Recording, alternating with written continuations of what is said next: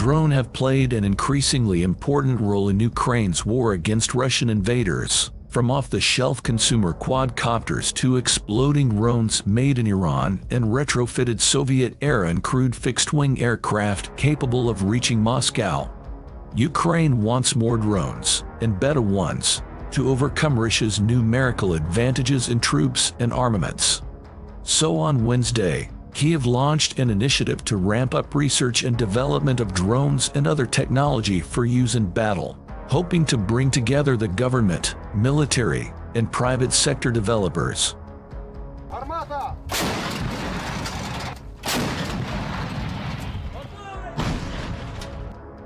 Considering the enemy that is right next to us and its scale, we definitely need to develop the military tech so that we can defend ourselves, Mikhailo Fedorov, Ukraine's Minister of Digital Transformation, told the Associated Press.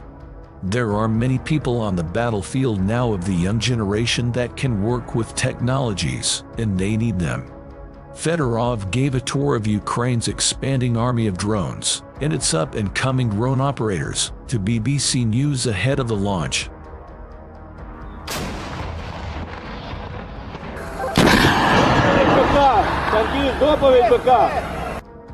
Ukraine's Ministry of Digital Transformation has coordinated with actor Mark Hamill and other celebrities to raise more than $108 million to buy drones for Ukraine's war effort.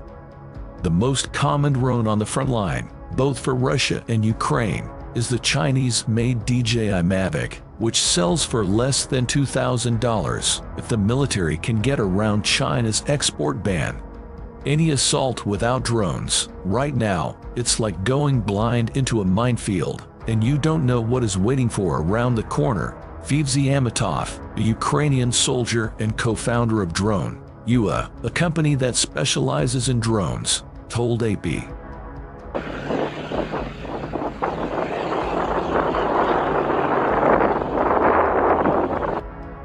For better or for worse, many scenes from the conflict in Ukraine have been captured on amateur camera footage, often showing the devastating effects of war. Yesterday, a video surfaced on social media, which shows a new Ukraine drone blowing up hundreds of Russian mercenaries on the front line. The attack was carried out by elite Ukrainian troops, the Battle of Bakhmut, which killed thousands of Putin's troops, according to further videos. This is a tactic similar to that which was common during the Ukrainian war.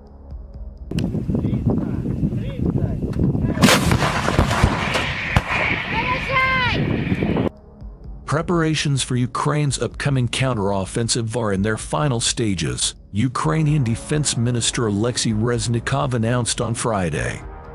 During a press conference in Ukraine's capital, Kyiv, Reznikov gave an update on a counteroffensive that is widely expected in the coming weeks or months. Ukraine has set its aims to recapture the territories that have been seized by Russian forces throughout the conflict. In anticipation, Russian forces have built thousands of new defensive positions in key strategic areas, satellite images show. Ukrainian soldiers are receiving training to use the weapons and military equipment it has been supplied by its Western allies, Reznikov said.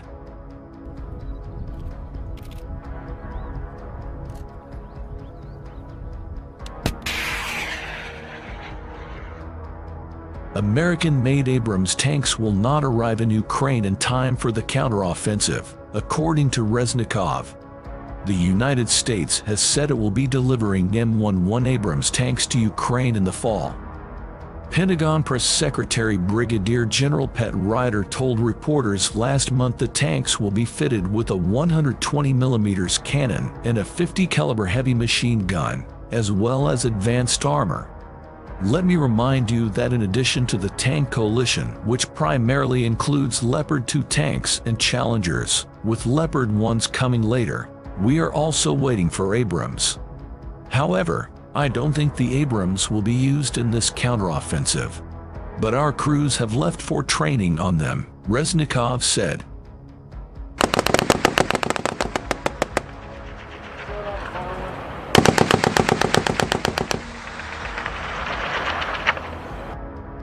We also have many armored vehicles of various types, particularly armored personnel carriers and infantry fighting vehicles. We have Bradleys, Martyrs, Strikers, and CV-90s from Sweden. We are finishing up some more training courses there. Reznikov said that Ukrainian forces are currently undergoing training for the equipment the country has received to assist in the ongoing conflict with Russia. But let's say that in a general sense, we are more than ready, he added. Like you back on the one to stand by. Let's go! Fire! Just one, leave it! Verify. The defense minister announced on April 19th that Ukraine had received Patriot surface-to-air missile defense systems from Western allies. A day earlier, Germany was the first to announce it had delivered a Patriot system and missiles to Ukraine. The US and the Netherlands had also pledged months ago to send the surface-to-air missile system to Ukraine.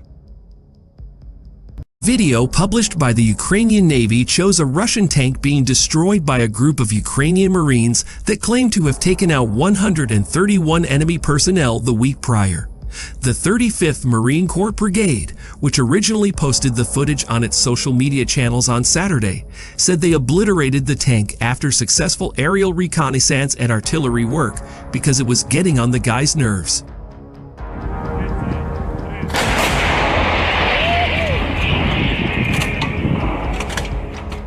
According to the latest figures from the Ukrainian Armed Forces, 3,675 Russian tanks have been destroyed since the invasion of Ukraine began 14 months ago, while the Russian Defense Ministry has claimed its forces have taken out 8,809 enemy tanks. Ukraine's military has repeatedly shared footage online of Russian tanks being targeted, and many Western analysts say Russia has sustained heavy tank losses at Ukraine's hands over the course of the war.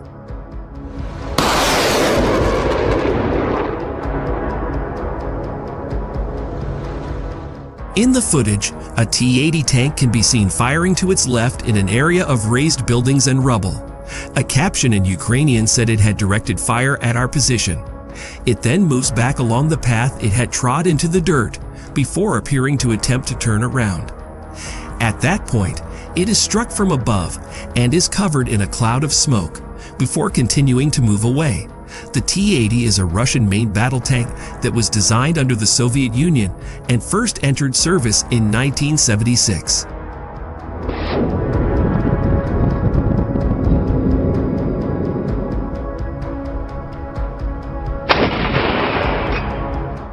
While it has been involved in successful military campaigns, such as the First Chechen War, the tank has been vulnerable to close-range attacks using Western-supplied shoulder-mounted missile launchers.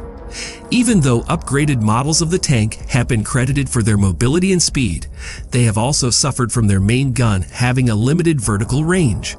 A version of the T-80 tank is used by Ukrainian forces, which have also put into service tanks they have successfully captured without destroying.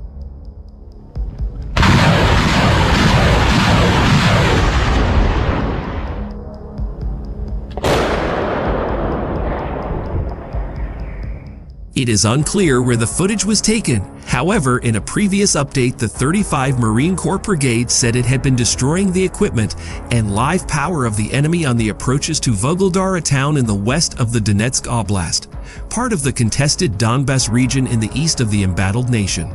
The area sits on the front line in the east, between the occupied cities of Donetsk and Mariupol. According to the General Staff of the Ukrainian Armed Forces, on Saturday Vuhledar was subject to shelling from the Russian military.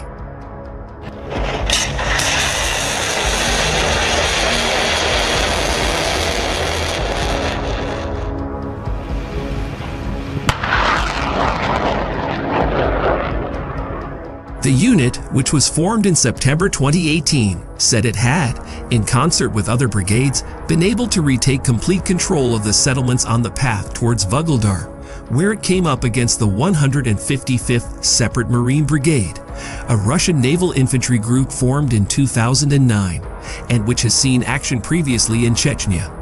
One of the 35th Marine Corps Brigade's commanders, named only as Sergei, said it had taken more than 20 enemy Marines captive and that there was a strong sense of pride. On April 21, it said in the 7 days prior, along with the Russian military personnel the Corps had killed, it had also successfully hit a tank, an armored vehicle, several mortar and artillery positions, and a radio communications unit.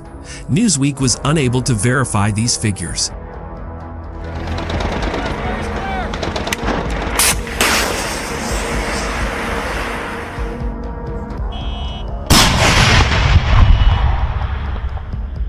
The Ukrainian military has killed 201 Russian invaders and destroyed 12 T-72 tanks, 18 armored and motor vehicles, and 6 ammunition depots on the southern axis over the past 24 hours.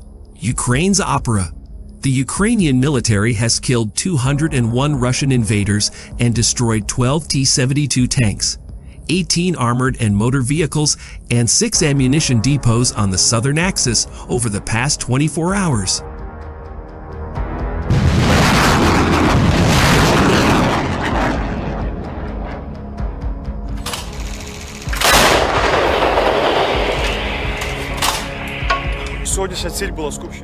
Ukraine's Operational Command South said this in a Facebook post, Ukrinform reports.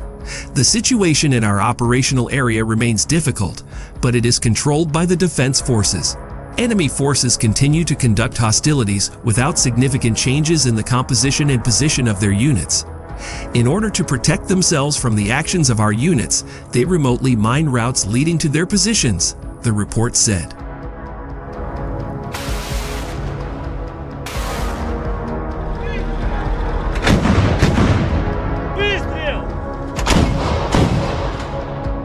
It added that Ukrainian aircraft launched 24 strikes on enemy positions, command posts and strongpoints, logistics centers, transport routes, and combat positions.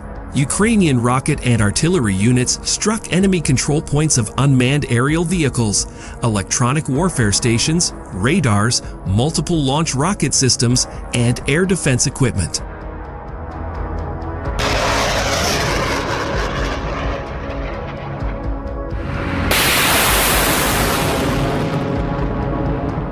The Operational Command South said that keeping the Kakhovka and Derivka bridges under close fire control had prevented the enemy from using them to move equipment and ammunition.